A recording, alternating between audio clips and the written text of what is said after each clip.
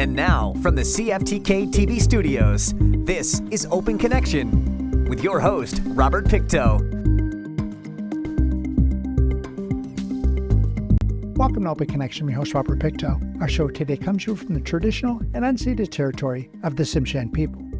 She has a Master of Arts in History from the University of Calgary, where she wrote her theses, Grassroots Activism of Aboriginal Women in Calgary and Edmonton, 1951 to 1985.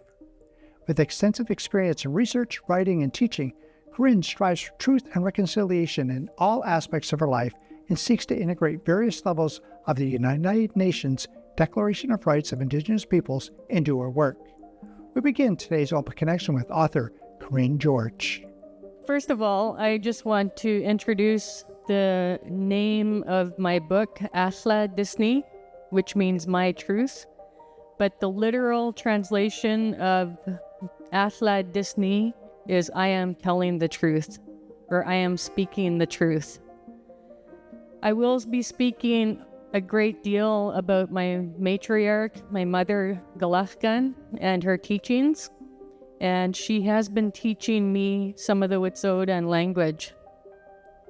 Denise Tsakaze Skyze, Sai Sazi, Corinne George, Speptisnet Bith Galachkan Gle Sebesa, Nakwa On Gle Satsan Habikai Hasli, Gistewe Gle Sebesa, Habikai Hasli, Gidam Skanis, Medik, Guthlat, Antla, Nakwa On Nachkale, Gaan Sabikai Hasli, Tabi Honestsite, Zim, and Yohyektek.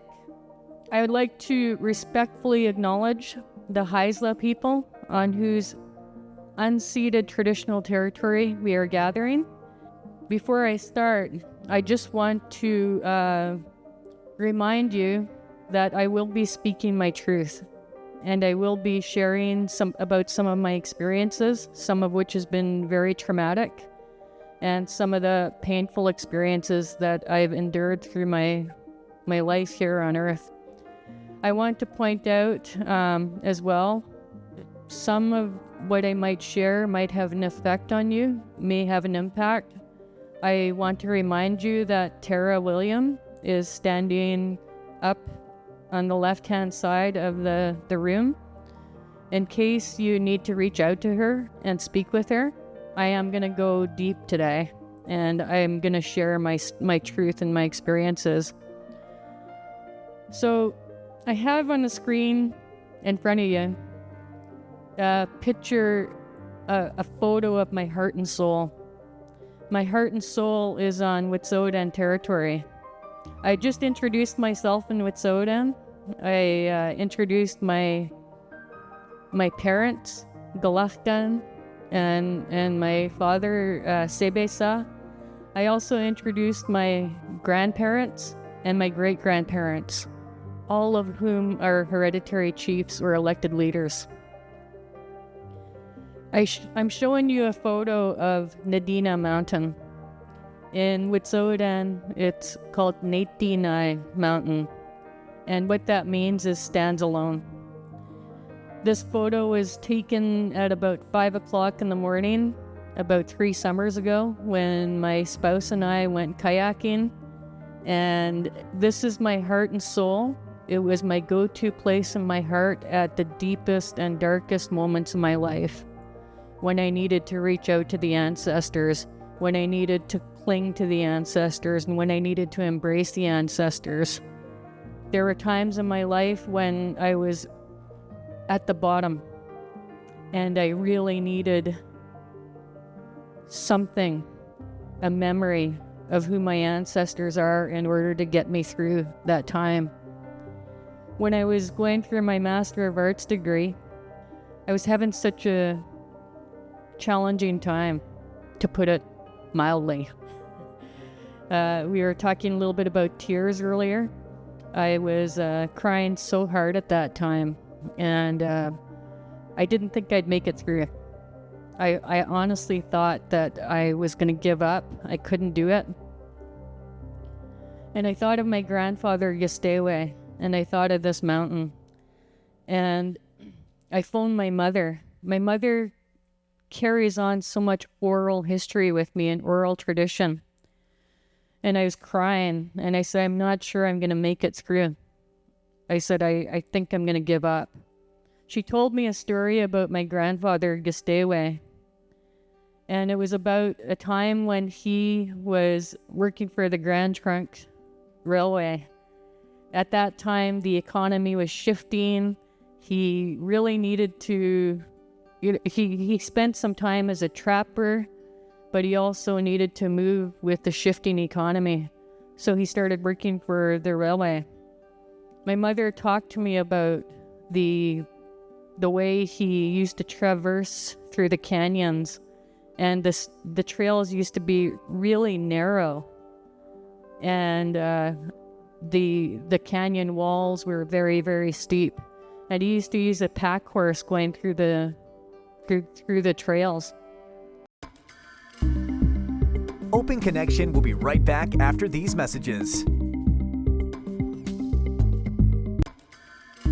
And now, from the CFTK-TV studios, this is Open Connection with your host, Robert Pictou. Thank you for staying with us. Hazards of riding horses in canyons includes treacherous footing from loose rocks, steep drop-offs, swift water crossings, and narrow trails that can cause falls or send a horse over the edge. Horses may panic in deep snow, spook at unfamiliar objects or people. Let us rejoin the conversation as Corinne shares more about her grandfather. He said that if he faltered, or if the horse faltered, that he and the horse would perish. They would tumble down into the canyon, so he had to be very careful on the narrow trail. And he used that as an analogy when he came back to his family. And he said to the family, In Zay Tsayef out Tsayef, which means where we are going, we must keep going. And that was all I needed to hear. And the reason why I share that story right now is because this mountain sits in the heart of my grandfather Gistewe's ancestral territory. And that's one of the reasons why it's my heart and soul.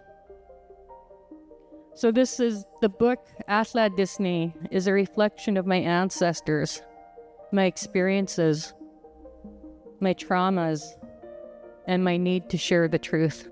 My great-grandfather, Guthlat, Felix George, he was an incredible, humble, beautiful, hereditary chief. And he was also the first elected chief of what we call Tsekya, which is Hegelget, just outside of Hazelton. In my introduction, I spoke about my great-grandparents, my paternal ancestors. I spoke about Guthlat. I spoke about his wife, Anfla. I spoke about Gistewe, my late grandfather, Thomas George, a very strong leader and very humble. I spoke about my grandmother, Tsebesa, as Tsebesa means Lady of the Moon, and Gistewe means arrow drawing back.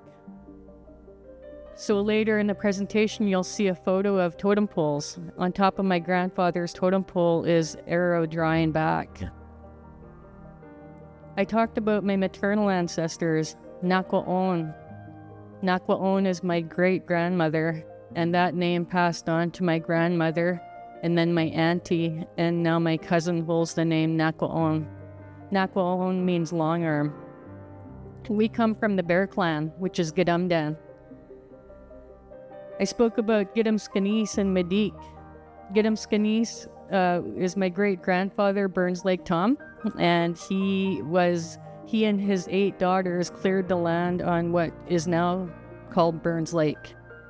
When they cleared the land with their bare hands, they used fire as well, something that we do today in terms of our ancestral ways, cultural burnings. So they cleared the land, and he worked alongside his 8 daughters and helped to clear the land. One of those 8 daughters is my grandmother, who became Nakwaon. I think this is a super cute photo of me. I think I was only about grade 1 or maybe even kindergarten at that time. I think one of the reasons why I use this photo today is just to give you a glimpse of who I was in grade 1. I was raised in what was called Ka-Zotinai, and what that means is the hill facing the river. And it was affectionately referred to by the members of the George family as Tutinai, and that's just outside of Tulkwa, BC, if some of you are familiar with the area. I was the youngest of what was called the George family, and we spent our times walking the traditional territories. My earliest and fondest memory is walking from my mother's ancestral territory to my father clan territory. We would traverse the creeks, we would go down the trails. My mom and dad always showed us how to get around the territories and how to reconnect with our ancestors. I remember being so little at the time that I couldn't walk across the creeks by myself, so they had to piggyback me. So I remember being piggybacked across the creeks and being with my family and hearing the stories of who we are as Wet'suwet'en. We engaged in what we call seasonal rounds, fishing for trout, picking berries, all of these which are meant to provide us with sustenance through the entire year, and also to assist with our feast system, which is our bathlats. Open Connection will be right back after these messages. And now, from the CFTK-TV studios, this is Open Connection with your host, Robert Pictou. Welcome back to Open Connection. A seasonal round refers to the traditional practice of Indigenous peoples in North America who follow a cyclical pattern of movement and resource gathering, moving to different areas to harvest food and other resources across the changing seasons throughout the year. Let us rejoin the conversation as Corinne shares how these rounds are a culturally significant way of life, deeply connecting the people to the land and natural environment. The seasonal rounds also included salmon. You know, a lot of us thrive on salmon and moose meat. And when I was growing up, you know, one of the impacts of colonization was losing my status as a young girl.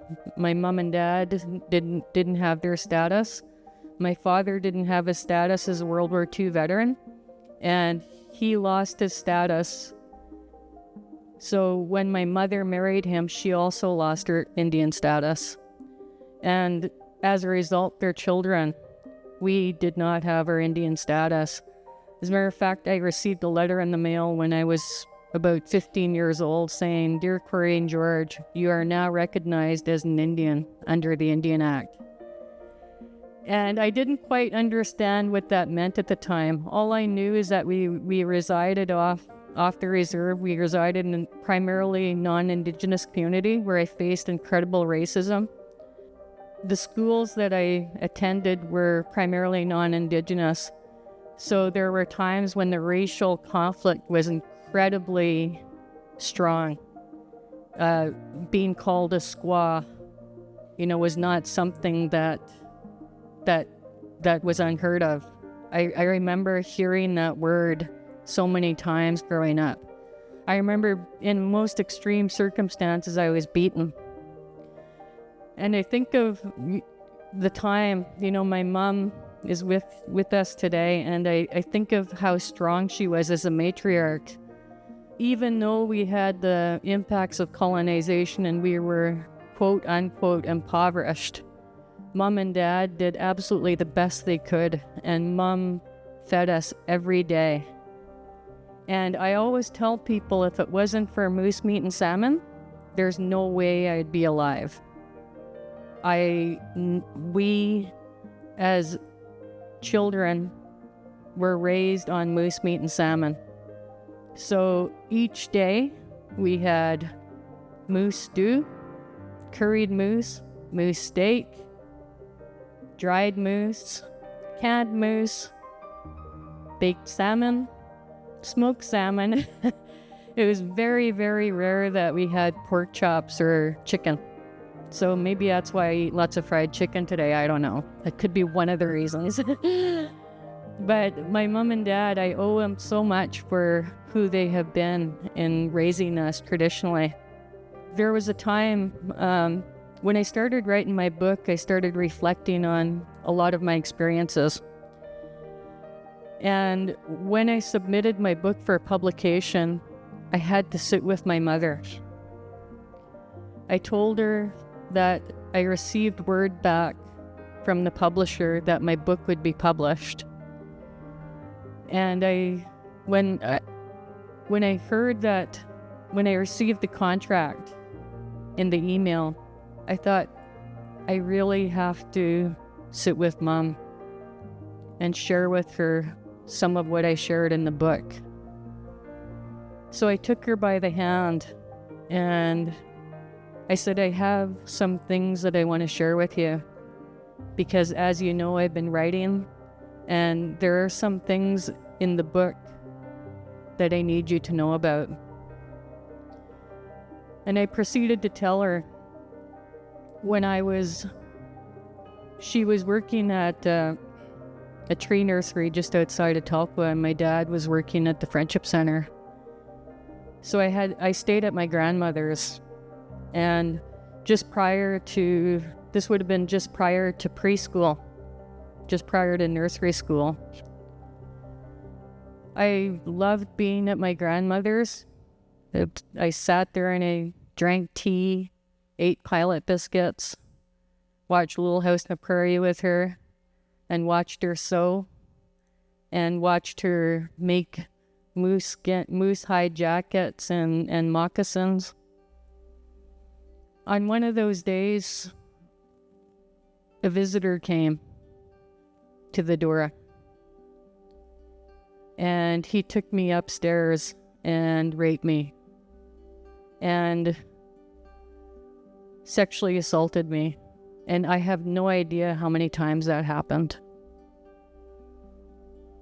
So when I took Mom by the hand and I told her what happened, it took me 48 years to break that silence. 48 years to share that part of my truth. And I told her, I said, some of the reasons why I never shared this with you before is because I didn't want you to blame yourself. I didn't want you to get angry. And I want you to know that no matter what happened, I'm okay. Open Connection will be right back after these messages. And now, from the CFTK-TV studios, this is Open Connection with your host, Robert Pictou. Childhood trauma refers to traumatic experiences during a person's formative years, including physical, sexual, or emotional abuse, neglect, or household dysfunction. These experiences can have a profound and lasting impact on a child's development, increasing the risk of mental health conditions, substance abuse, and difficulties in forming healthy relationships. In this final segment of Open Connection, Corinne shares more about her healing journey. 48 years later, and I finally started to talk about what happened to me as part of my truth. And I'm healing. I've been healing for a long time. And healing is painful. You know, I don't know about any of you, to use an analogy. About 3 years ago, I was hiking and I broke my ankle, like literally broke it, like it snapped. And it took a long time to heal. And guess what? It was painful. So I'm still continuing to heal. And 10 years ago, 15 years ago, I never shared that information that I just shared with you. So many of you in this room who I've never met before. And I'm free enough to share that. And I'm healing. And this is part of the healing. Every time I share that story, it becomes more healing for me. In my book, I speak about everyone's need to share their truth. You don't have to do it in a public format like I did. You know, my life is literally an open book now. Maybe it's a close friend. Maybe it's a member of the clergy. I also have a trauma therapist who I work with. You know, it's important to release it because it's too much for us to carry. And it became too much for me to carry because later in life, I turned to so many different ways to try to deal with that pain. So, Mom cried, and she said she didn't know, what was happening at that time. And I shared some other experiences with her that occurred when I was younger, which included a very abusive relationship that I was in for many years. So I encountered later in life, I went to a Catholic school, and the experience that I had there was based on quote unquote discipline. And I went to, just to give you an idea of how challenging that was for me. There was one time when a young man was playing out in the playground, and I was told, I think it was only at the school for maybe a couple months, so I was pretty new at the school. I was told that we weren't allowed to go on the steps at recess.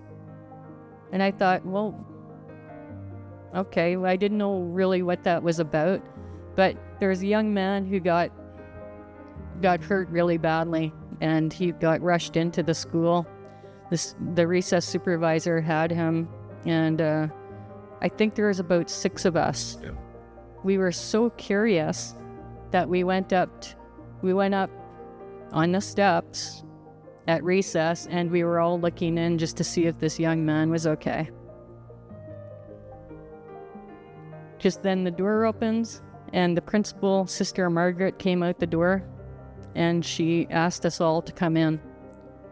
When we got into the doorway, into the principal's office, she invited a young girl into her office, and all of a sudden I heard a whole bunch of hitting and screaming and yelling. And this person came out and tears were flowing down her face, and the principal asked me to come in. And when I got in there, she had a wooden ruler, and she asked me to stick my hand out, and I was in grade 1. And she wound up and she was hitting me really hard with the wooden ruler. And I tried so hard not to cry. Tried so hard, but tears ended up coming down my face, and I was crying so hard. To this day, I don't know why I was hit so hard. The only thing that I knew is that I wasn't allowed to go on the steps at recess. Why that was, I still don't know.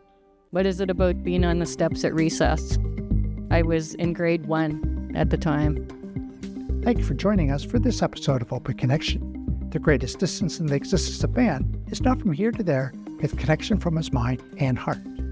If we can conquer that distance, we can soar like an eagle and realize our immensity within. I'm Robert Pictou.